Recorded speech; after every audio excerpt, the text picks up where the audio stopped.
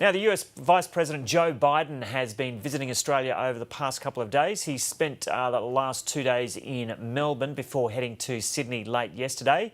And this morning he's been out and about in Sydney, and our reporter Mark Reddie is covering the visit. So, Mark, good morning. So, by the looks of the ship behind you, Joe Biden is in Garden Island right now. Yeah, that's right, Joe. This morning he left his hotel just over an hour ago in a big motorcade. He left the Intercontinental Hotel in Sydney and made his way down to Garden Island, where I am. Just behind me, you can see it's HMAS Adelaide over my right shoulder.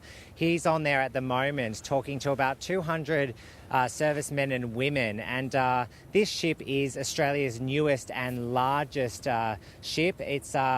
It's all obviously got 2 helicopters there as well, and these are the Navy's latest purchase. They're used to fight submarines, so Biden's obviously taking a look at that as well. Now, every 2 years, the Rim Pacific exercise takes place in the United States, and that's the world's largest maritime warfare exercise. At the moment, HMAS Canberra's there, and they just took part in that exercise. Joe Biden actually witnessed that, and in 2 years' time, this ship will take place in the same exercise. So it's a good opportunity for Joe Biden to take a look and meet Australian servicemen and women.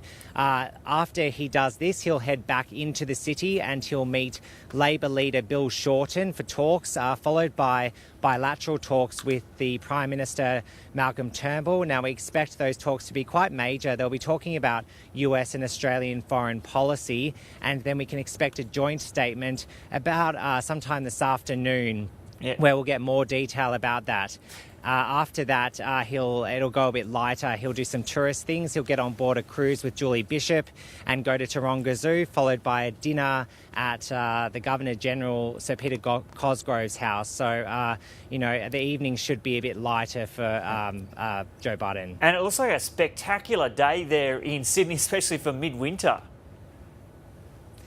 Yeah, that's right, Joe. The weather's been pretty good. I think Joe Biden would probably have a false sense of what winter's like down here in Australia, because it's about 24 degrees at the moment. So it has been a pretty nice day for him. Of course, the cruise will be nice because obviously he'll be able to enjoy the sunshine there. But we are expecting rain later today. So hopefully that'll hold out before the dinner. Yeah, and he's been holding talks with business leaders as well during this trip.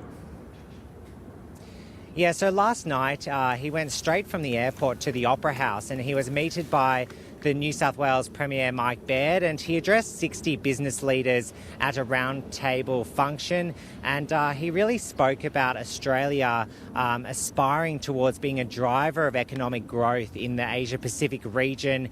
He also spoke about the need for Australia to be Asia's innovation powerhouse, which he described it, and he spoke about Australia being the epicenter of where the world economy is going. So he made reference to many opportunities for growth. He spoke about Australia becoming the world's largest exporter of LNP. He also said that our immigration has produced a nation full of workers which are highly skilled from all different cultures. So he spoke very highly of Australia, but he did make a point that the US would remain in sort of the overbearing force in the Pacific, but would need Australia's help when it comes to trade and security arrangements. Okay, Mark Reddie reporting there from Sydney.